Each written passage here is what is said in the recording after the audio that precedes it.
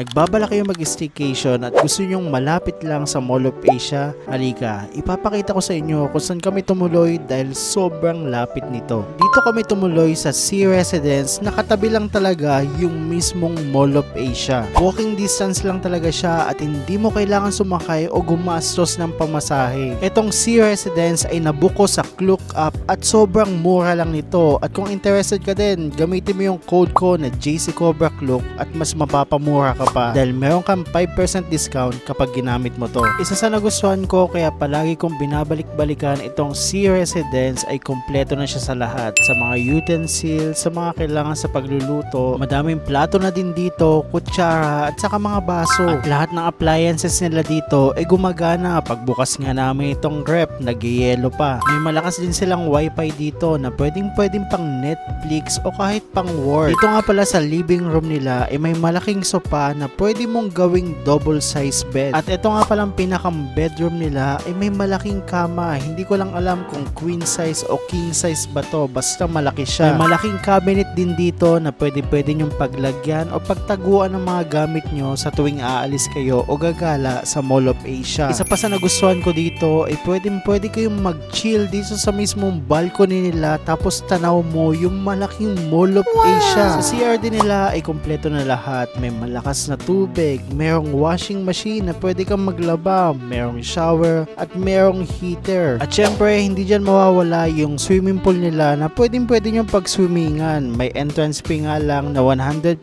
pesos pero all day nyo na magagamit yun. One to sawa. At ako matanda nga ay nag-e-enjoy dito sa swimming pool nila na napakaganda. At ang pag-swimming nga dito yung pinakang highlight ng staycation namin. At mas may enjoy mo talaga ang paggala sa Mall of Asia kapag malapit lang talaga yung tutuluyan mo. Yung tipong okay lang mapagod sa kakalakad, malapit lang naman yung pagpapahingahan mo. At kung gusto nyo din na ma-maximize ang enjoyment sa paggala sa Mall of Asia, try nyo na din mag-stay dito sa Sea Residence na mabubook nyo lang sa Klook app. At huwag nyo kakalimutang ilagay yung code ko na JCCobraClook para mas makatipid pa kayo dahil magkakaroon kayo ng 5% discount.